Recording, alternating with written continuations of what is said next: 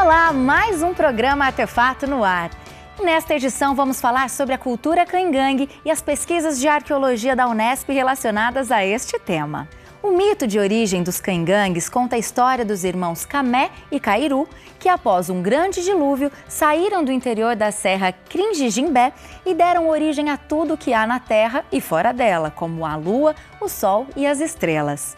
No estado de São Paulo, se tem registros da presença dos cangangues há 1030 anos atrás, na região de Itapeva, e no oeste paulista há registros a partir do século XVIII.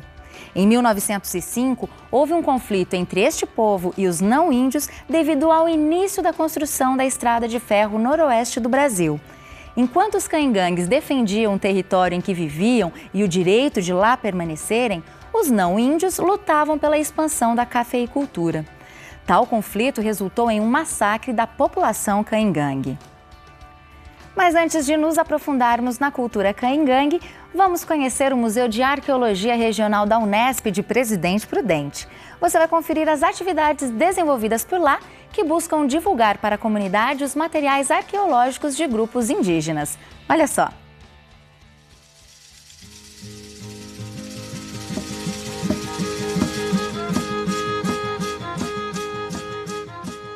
Este é o Laboratório de Arqueologia Guarani e Estudos da Paisagem e o Museu de Arqueologia Regional. Ele surge, o Laboratório de Arqueologia Guarani, em 98. O Museu de Arqueologia Regional, ele surge em 2015.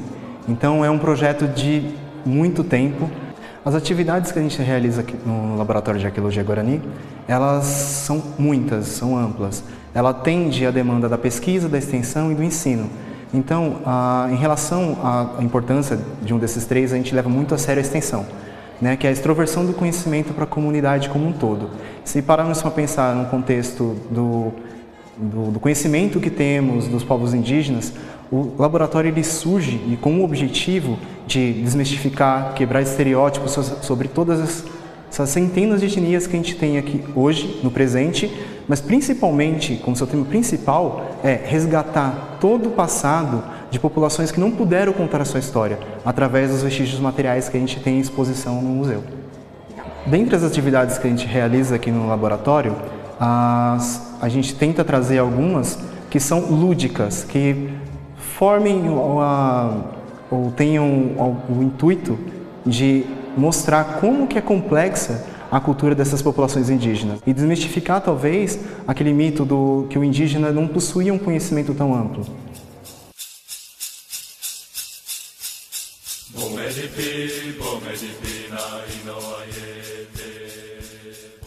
Uma das formas foi inventar a oficina de arte rupestre, né? Que a gente faz tentar fazer o resgate da pigmentação que era utilizada pelos os homens naquele período.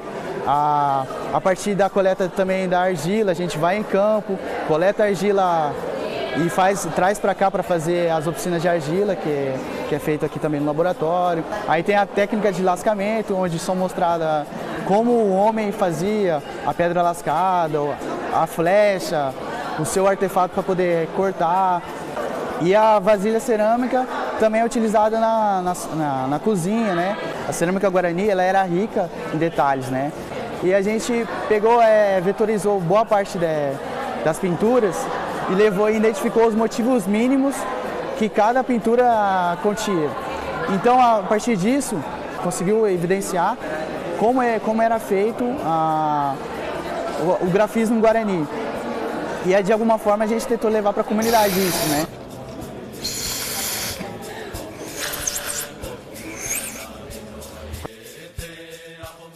A gente tem um laboratório aqui, né, de arqueologia Guarani, aqui dentro da Unesp, junto com o cursinho. Então é muito importante a gente unir essas duas atividades, né? O cursinho, que é uma preparação mesmo para o vestibular, e o laboratório, que também pode ensinar muito sobre a parte de arqueologia para os alunos, que por acaso também cai no vestibular, né?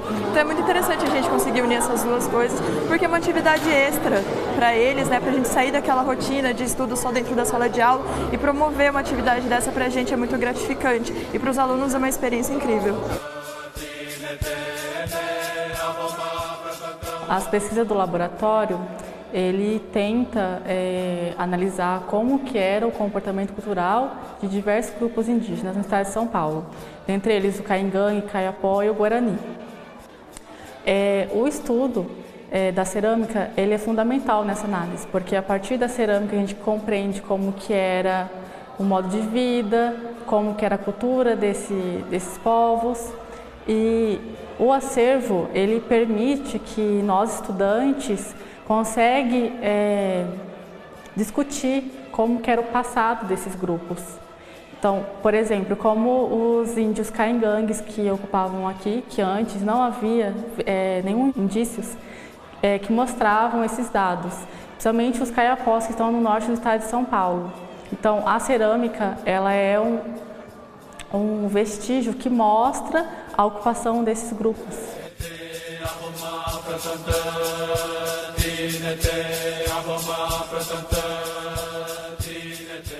O laboratório agora está trabalhando com uma perspectiva participativa e colaborativa com a aldeia Indiavanuiri, né, que é um trabalho que ele é muito substancial, porque a arqueologia, como toda a ciência, ela evolui. E a gente está tentando evoluir ao passo de que as coisas que a gente faça sejam horizontais. Então, a construção do conhecimento de forma dialógica, de forma que tanto os membros da universidade quanto os membros externos, como as populações indígenas, mas também as populações que vivem em contexto de um patrimônio arquitetônico tombado, estejam inteiradas da complexidade e riqueza do patrimônio brasileiro, né? No nosso caso, que a gente trabalha muito especificamente, do patrimônio do Estado de São Paulo.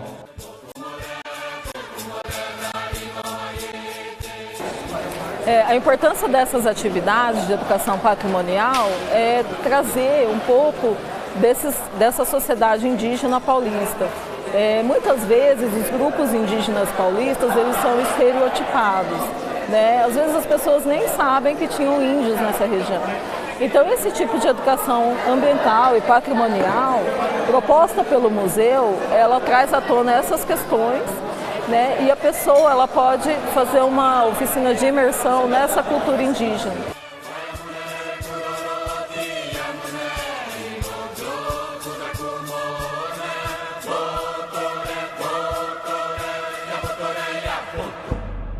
Agora nós vamos para um breve intervalo e no próximo bloco vamos falar sobre as descobertas arqueológicas e a cultura caingangue com a professora e pesquisadora da Unesp de Presidente Prudente, Neide Barrocá Fátio. O Artefato volta já.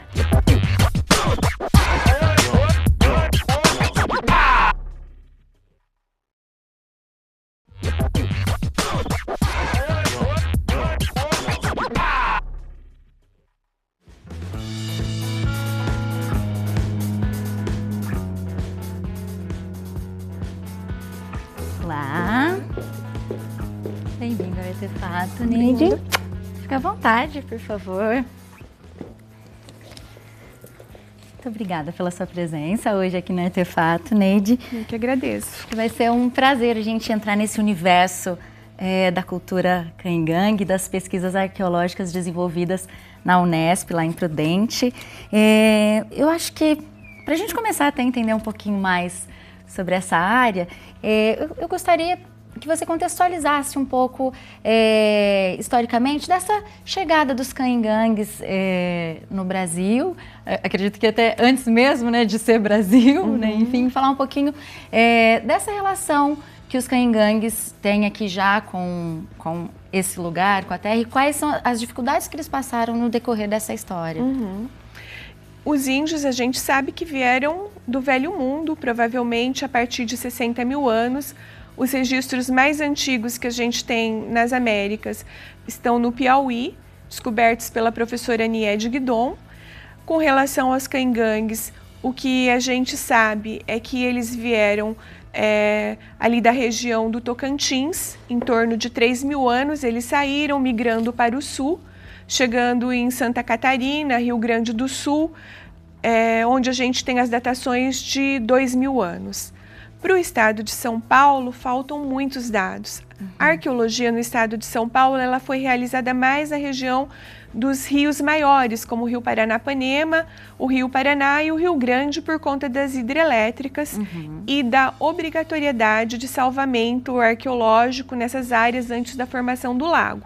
Ainda nessa questão histórica, né, a expansão das estradas de ferro, por causa dos interesses da indústria cafeeira também, dizimou grande parte da população indígena, né?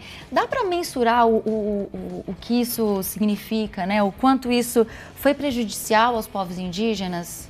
No início do século XX, estima-se que existiam 5.000 caingangues ali no Oeste Paulista. E com a vinda da estrada de ferro, sobraram 147 índios caingangue. Então, só por esses números, a gente já percebe o massacre que foi, né, a entrada da ferrovia ali no Oeste Paulista.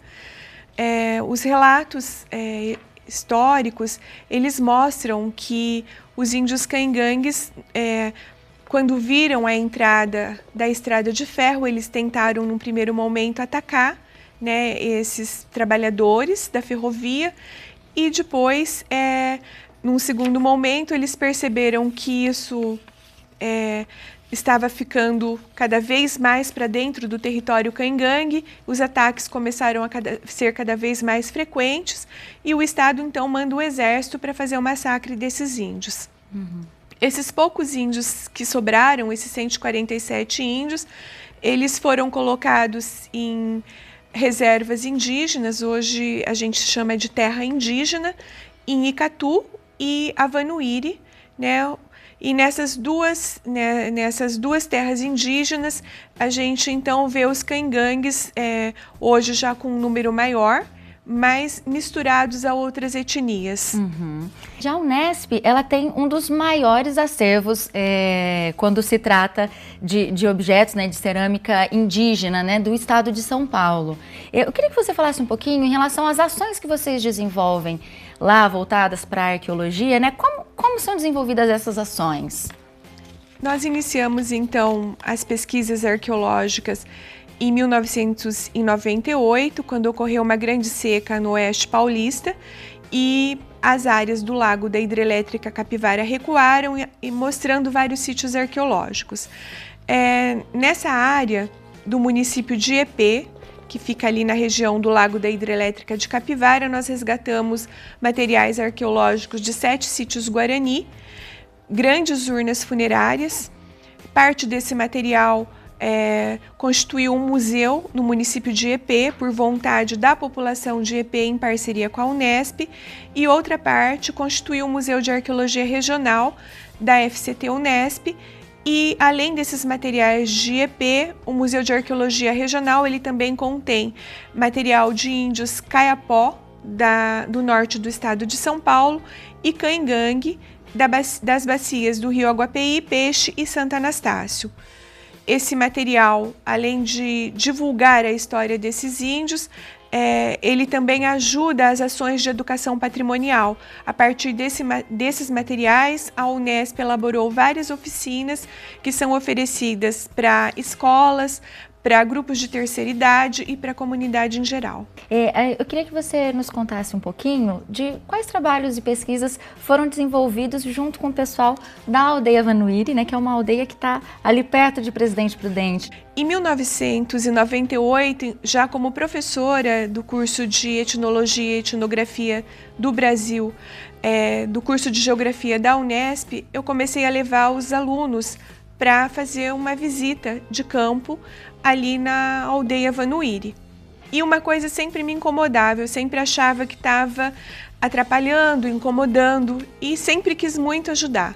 Até que um dia eles me chamaram e me convidaram para trabalhar com eles. Eu acho assim que demorou muitos anos até que eles adquirissem confiança, para que tivessem segurança em que eu estivesse ouvindo as coisas pessoais, né, dos antepassados deles. Então foi assim uma construção durante anos. E aí eles me falaram o seguinte: olha, nós estamos cansados de que as pessoas contem as nossas histórias. Nós queríamos contar as nossas histórias. E aí então isso foi em 2006. E então eu montei um novo projeto PROEX, que era o resgate da história dos índios caingangue. Nós resolvemos, então, que eles mesmos começassem a gravar os depoimentos, fizessem a transcrição e a gente trabalhasse mais na parte de editoração. O objetivo é que esses materiais sejam utilizados na escola indígena da aldeia Vanuíri, tendo em vista que lá tem uma escola indígena onde todos os professores são índios. Professora Neide, em termos de cultura material e paisagem, né? Quais materiais, quais objetos têm essa relação com os caingangues? A gente pode dizer que a arqueologia ela trabalha com os objetos, buscando o indivíduo que confeccionou esse objeto. Então, pelas características da cerâmica, que são marcadores culturais desses grupos indígenas, nós conseguimos então saber que grupo ocupou aquele lugar. Mas também pelas características do território. A gente percebe que os caingangue, eles fizeram ocupações em área de topos de colina e meia encosta, próximos a rios. E a presença da cerâmica. A cerâmica, então, com a brunidura. A brunidura é aquele alisamento que a Índia faz na peça, ainda quando molhada, e depois aquele esfumaciamento com a palha de milho seca. A gente conheceu no primeiro bloco um pouco das ações que são realizadas lá no Museu Regional de Arqueologia, né? Qual a importância das ações do museu para a divulgação da história dos índios? Então, quando a gente fala em museu, o museu ele precisa ter uma área de exposição de materiais arqueológicos, que no caso o Museu de Arqueologia, ele precisa ter pesquisa e ele precisa trabalhar na divulgação. E quando a gente pensa na divulgação do Museu de Arqueologia Regional de Presidente Prudente, a gente pensa em trabalhar a questão da cidadania, a questão do preconceito com relação aos índios. E a gente fica pensando como fazer isso, né? E nós pensamos então em estar levando para as escolas, através de unidades didáticas, a história dos índios caingangues. E através de oficinas, um pouco do que esses índios fazem e faziam. Porque quando você vê uma peça cerâmica pronta, parece muito fácil de fazer. Mas quando você coloca um bloco de argila na mão de uma criança para ela fazer, ela vê que precisa de técnica, que precisa de conhecimento e que aquilo é tão difícil quanto qualquer outra atitude ou técnica da nossa cultura. Na cultura indígena, todos podiam fazer tudo, todos poderiam ser artistas, então eles podem sentir um pouco disso. E isso eu acho que traz respeito, conhecimento sobre a cultura indígena. E eles passam a respeitar porque começam a conhecer. Sim. Falando um pouco do papel social da arqueologia, eu queria que você contasse um pouco o que vocês já descobriram de inédito, né, assim, nessas pesquisas arqueológicas. No caso dos grupos Guarani, a gente tem como resultado populações que ocuparam os vales do Rio Paraná e Rio Paranapanema de forma intensa, em torno de 750, mais ou menos 900 anos antes do presente. Com relação à área do Rio Grande, a gente vê que os caiapós também ocuparam de forma intensa esses locais próximos ao Rio Grande, o Rio Turvo. E com relação mais ao interior do estado de São Paulo, ali no oeste paulista, o rio Aguapeí, Peixe, Santa Anastácio, a gente vê ocupações de caingangue, né, de forma bastante intensa também. Então era uma região densamente ocupada por grupos indígenas e que foram disseminadas. A arqueologia, ela tem esse importante papel social de estar resgatando, né, essa história desses índios que hoje não estão mais ali na região. E aí a gente fica se perguntando, né, onde estão esses índios? Ainda existem caingangues, Guarani e caiapós?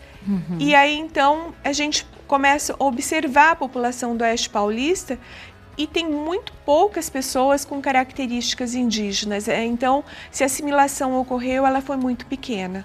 Neide, obrigada pela sua presença aqui no Artefato e boa sorte nas futuras descobertas de vocês, viu? Eu é que fico grata.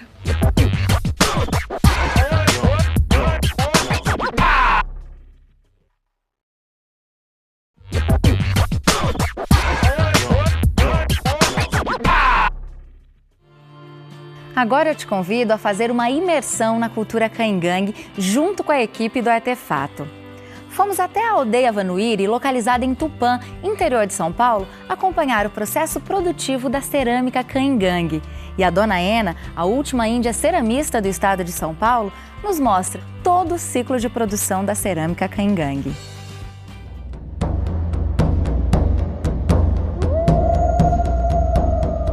Toda essa região aqui do centro-oeste paulista havia, né, aldeias dos caingangue, então não tinha só aqui, eles viviam em subgrupos espalhados pela região. Então, devido ao conflito que houve nesse período, né, acabaram trazendo desses grupos, né, os antigos caingangue aqui para essa aldeia, não só nessa como na aldeia de Catu, próxima a Braúna. A cerâmica, ela é um sangue que corre na nossa veia, né?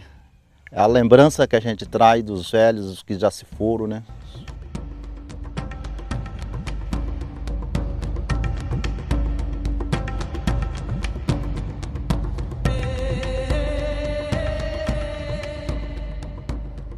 Então daqui a pouco nós vamos chegar no local ali, aí vocês vão observar que é um local, né, que já vem explorado, né, pelos caingangue, que é um lugar que retira a argila que está por debaixo da terra. Essa argila ela sempre fica para cima do riachinho ou um rio. Como uma aldeia que ela não tem rio, aí tem esse riacho, né?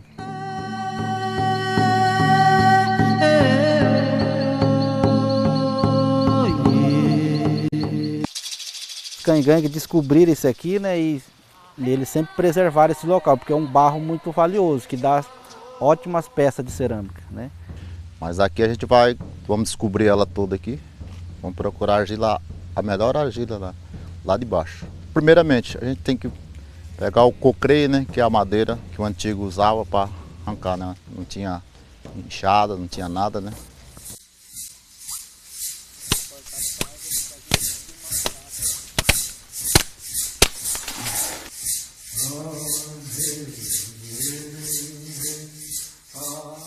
Então eu vou afiar ela um pouco aqui, né? Para vocês vão observar que ela vai ter um pequeno corte aqui, ó, para ir abrindo o buraco. Eles usavam a ferramenta que eles produziam, que era de pedra.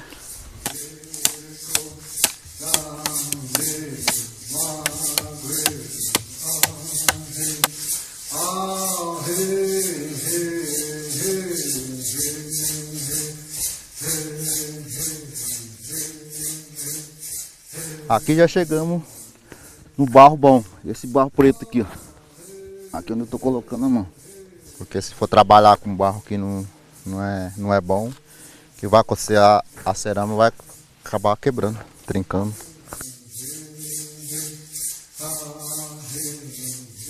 Aí faz essa coleta, né, que eu estou fazendo aqui.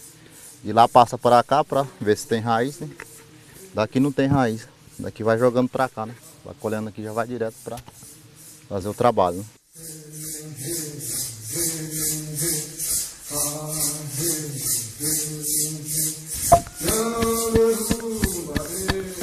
Para fazer a cerâmica é um serviço muito trabalhoso, né? Primeiramente a gente vai colher o barro, né? No barreiro, né? Aí coloca para secar isso aqui. Isso aqui já, a parte tá seca já, isso aqui já faz uma semana que passou no sol já. Daqui vem passado pro pilão, que é para fazer o acompanhamento, né? Para dar liga da massa para poder trabalhar com a cerâmica. Né, numa tantara, cucrone, mantara, né? Vamos dizer a ela que agora vai melhorar, porque agora a massa fica melhor para trabalhar, não vai começar a quebrar, né? Eu vou fazer um grande assim e outro pequeno.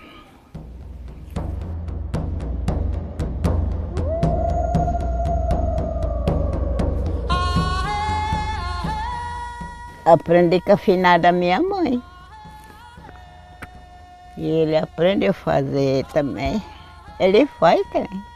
Aquele lá, meu sobrinho está aprendendo a fazer. A gente tem que amassar, preparar a água, lavar a mão, passar na panela. Você está vendo?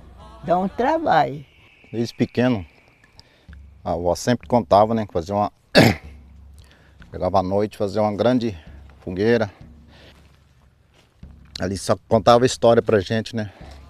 Do porquê que a gente carrega o nome de índio.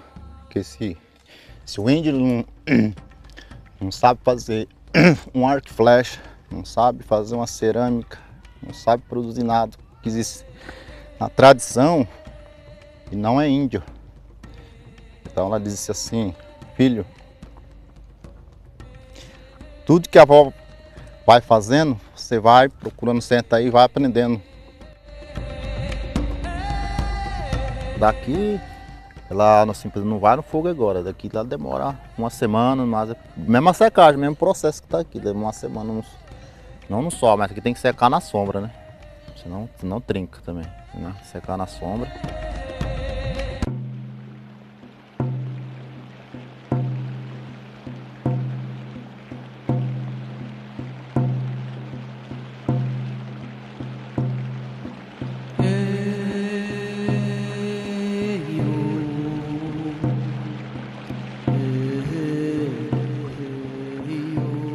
Então, o caingangue tira esse buraco aqui para assar a cerâmica de barro, né?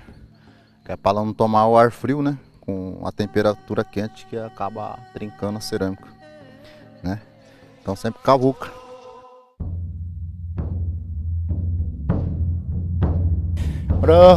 Eita, bico,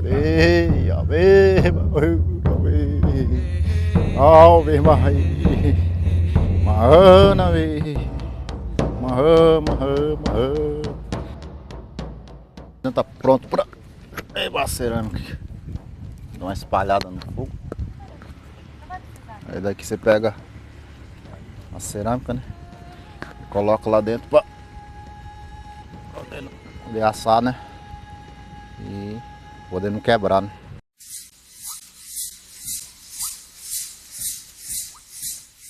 Já deu meia hora já. Passou meia hora aqui. Daqui eu vou colocar na palha para dar o escurecimento.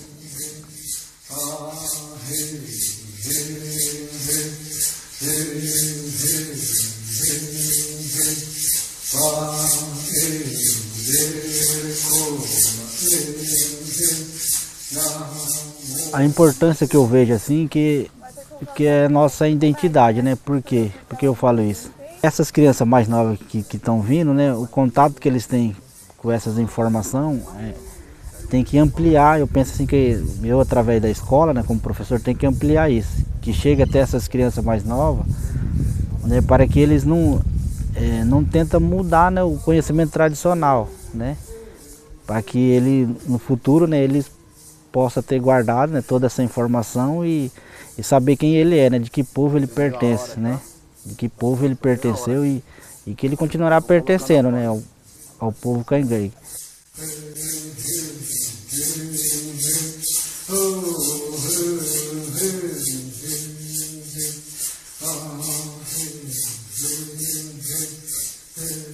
O Artefato está chegando ao fim. Eu espero que este programa sirva para reforçar a importância da preservação e do resgate da cultura indígena. Eu me despeço de vocês, mas semana que vem o Artefato está de volta, abordando temas relacionados ao universo cultural, comportamental e artístico a partir de diferentes projetos desenvolvidos na Unesp. E até a próxima edição chegar, interaja com a gente através do Facebook. Curta a nossa página, que é facebook.com/programa Artefato, e aproveite para nos mandar críticas e sugestões por lá. A sua opinião é sempre muito bem-vinda. E eu te espero no próximo programa. Então, até lá. Tchau, tchau.